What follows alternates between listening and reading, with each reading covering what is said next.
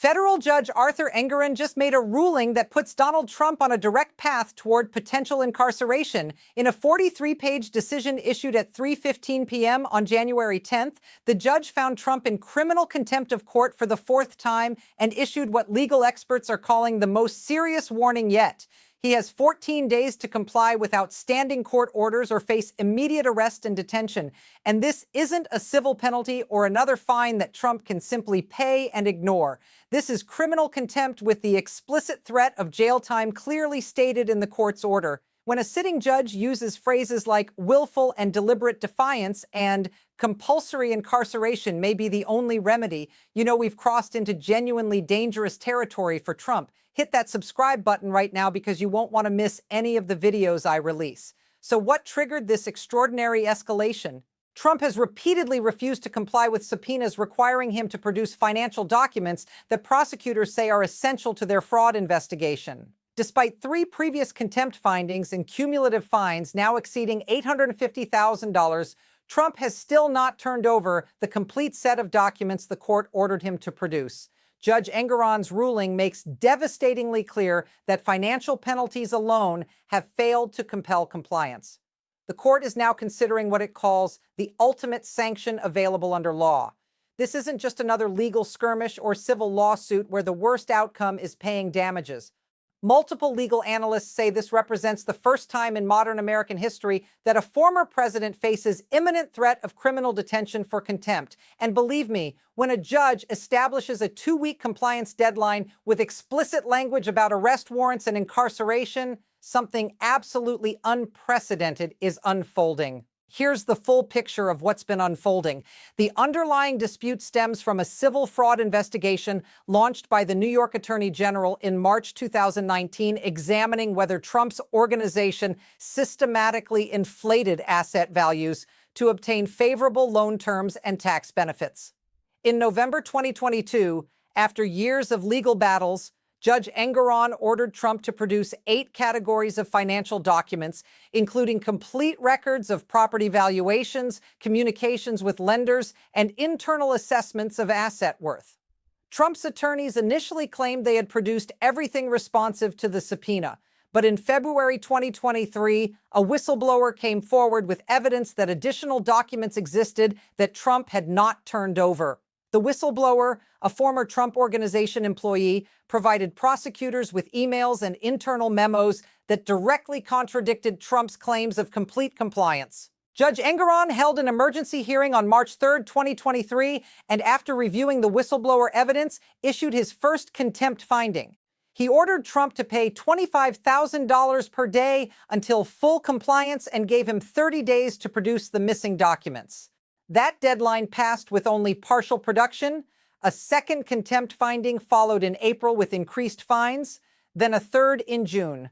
According to court records, Trump has now paid over $850,000 in contempt fines, but still has not produced what the court describes as clearly existing documents that are unquestionably responsive to the subpoena.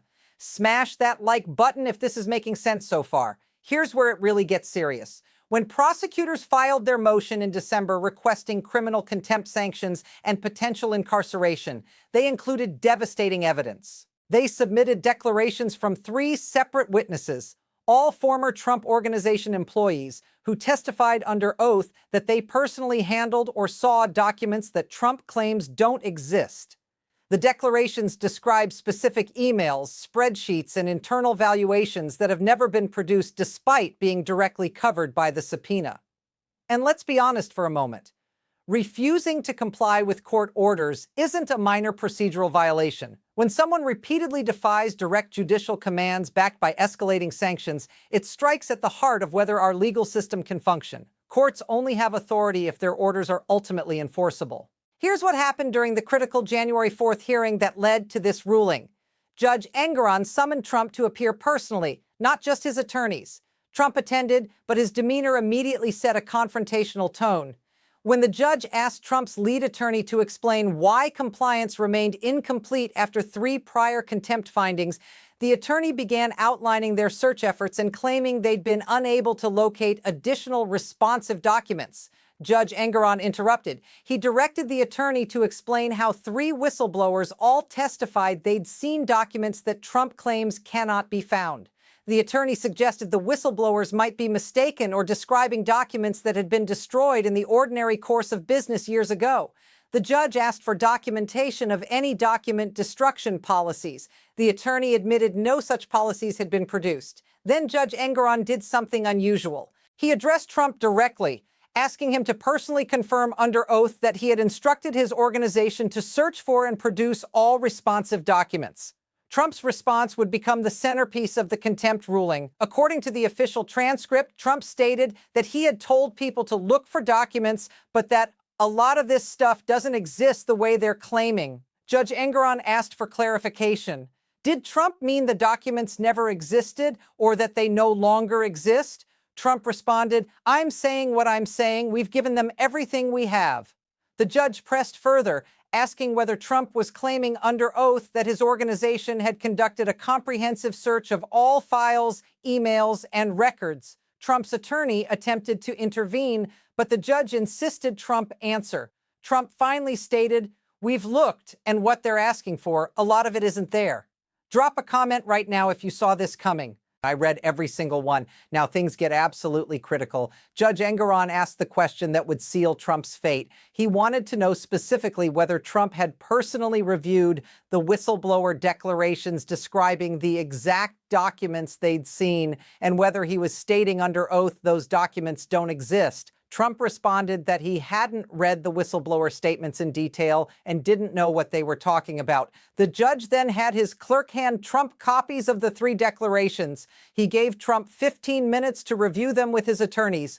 When the hearing resumed, Judge Engoron asked again. Having now read the specific descriptions of documents, could Trump confirm under oath these documents don't exist or cannot be found despite diligent search? Trump's answer was telling. He said his organization is large, that many people handle documents, and that he couldn't personally confirm what every employee might have created or where everything is stored.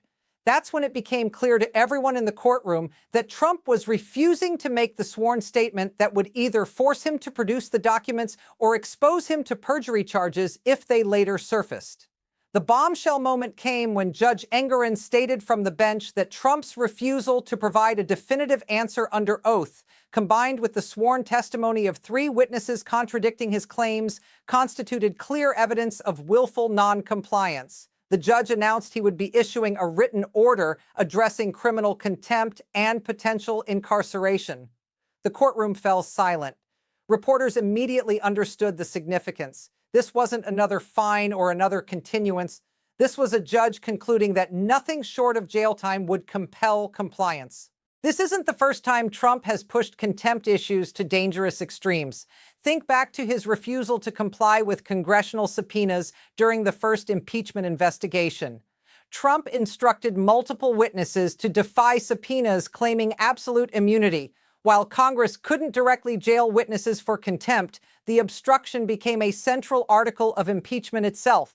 The House impeached him partly based on his blanket defiance of lawful subpoenas. The key difference then was that Congress has limited contempt enforcement powers compared to federal courts, and the ultimate remedy was political impeachment rather than criminal sanctions. Then there were the multiple contempt threats during various civil depositions, where Trump's attorneys regularly objected and instructed him not to answer questions. In several instances, judges held sidebar conferences threatening contempt citations if the obstruction continued. Trump's legal team would usually back down just enough to avoid actual findings, preserving their ability to fight on other grounds. Subscribe immediately if you haven't yet. This content doesn't exist anywhere else. And let's not forget the classified documents case where Trump's initial refusal to return materials led to the historic FBI search of Mar-a-Lago. While that wasn't technically contempt since there was no court order at that stage, the pattern was identical. Defiance of legal obligations, claims that demanded materials don't exist or aren't subject to the request, and ultimate escalation to extraordinary enforcement measures. Now, however, it's different. This time we're dealing with a sitting judge who has already found contempt 3 times, imposed massive fines that didn't work, and is now explicitly considering incarceration as the next step. The pattern is clear. When Trump faces legal obligations he doesn't want to meet, he delays, deflects, and defies until courts are forced to escalate to more severe sanctions. Courts eventually reach a point where they must either enforce their orders through incarceration or accept that their authority is meaningless. So what makes this contempt finding different from the three prior findings? According to legal experts who reviewed the ruling, Judge Engoron crossed several critical thresholds that transform this from civil to criminal territory. First, the court explicitly found that Trump's non-compliance is willful rather than the result of inability or good faith difficulty locating documents. The ruling details how Trump had multiple opportunities to explain his search efforts, provide documentation of those efforts, or submit sworn statements about what he personally knows. His refusal to do so, combined with contradicting witness testimony, proves willful defiance. Second, the court found that financial sanctions have demonstrably failed to compel compliance. Trump has paid over $850,000 in fines without producing the documents. For someone of Trump's claimed wealth, these fines clearly don't constitute meaningful pressure. The court explicitly states that when monetary sanctions fail, incarceration becomes the only remaining remedy. Third, and most critically, the court found that Trump's continued defiance threatens the integrity of the entire judicial process. The ruling explains that if wealthy or powerful litigants can simply ignore court orders by paying fines while refusing compliance, the civil justice system breaks down. Courts must have ultimate enforcement mechanisms, or they become advisory bodies rather than authoritative tribunals. Here's the kicker. Judge Engoron's order doesn't just threaten future incarceration, it establishes a specific 14-day deadline for full compliance and states that if that deadline passes without complete production of the subpoenaed documents, the court will issue a bench warrant for Trump's arrest. The warrant would authorize U.S. Marshals to take Trump into custody and hold him until he agrees to comply or until the court determines incarceration alone cannot produce compliance. This is an arrest warrant with Trump's name on it, currently stayed for 14 days pending his final opportunity to comply. Don't go anywhere. The most explosive part is coming next. And here's what should terrify Trump's legal team. If Trump is actually arrested and detained on contempt charges, there's no bail. Contempt detention is considered coercive rather than punitive, which means courts can hold someone indefinitely until they comply with the underlying order or until compliance becomes impossible. Trump couldn't just pay bail and walk out. He would remain in custody until he either produces the documents or convinces the court that he genuinely cannot comply. Once someone is detained for civil contempt that has escalated to criminal contempt, the only way out is compliance or capitulation. This puts Trump in an impossible position. He has 14 days to produce documents he spent months claiming don't exist or can't be found. If he now produces them, it proves his prior statements were false, exposing him to perjury charges. If he continues claiming they don't exist and the deadline passes, he faces arrest and detention. And here's the bind. Trump's attorneys are advising him to produce whatever documents he has and claim they were recently located or misfiled.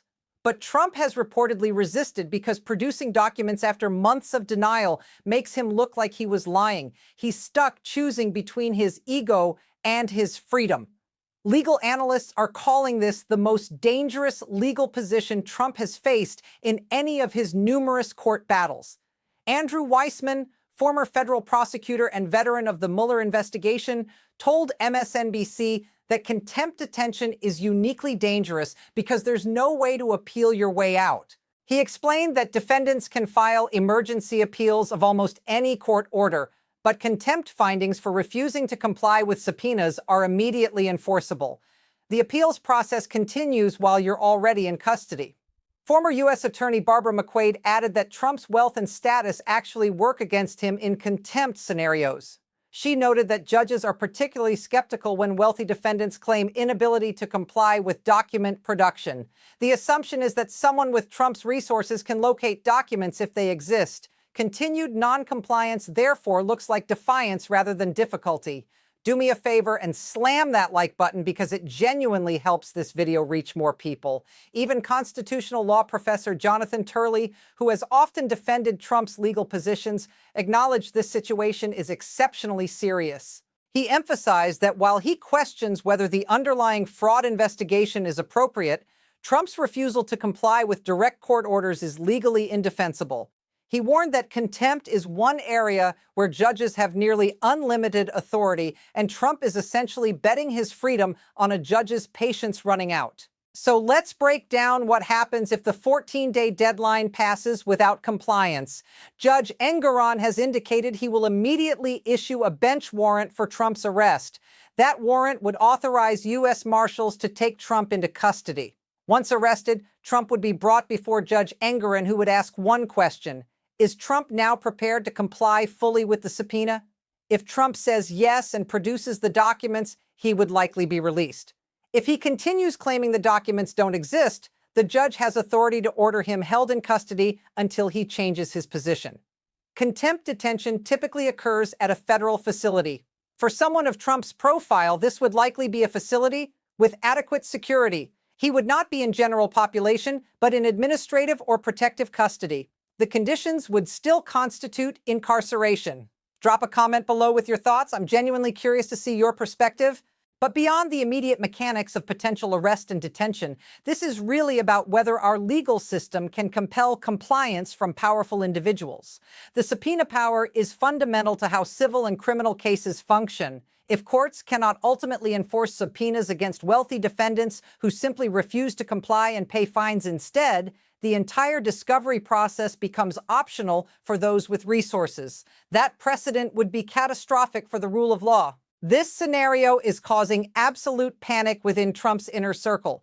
Reports indicate multiple advisors have urged him to produce whatever documents he can find and end this crisis. Some have told him that going to jail over a civil fraud case is insane when he faces more serious criminal exposure in other cases. Those arguments have fallen on deaf ears. Trump's public response has been defiant. He's posted on Truth Social claiming the subpoenas are unconstitutional and that he won't submit to judicial tyranny. Notably, he hasn't addressed whether he will comply within 14 days. Trump addressed the situation at a rally, telling supporters he'd rather go to jail than give his enemies what they want.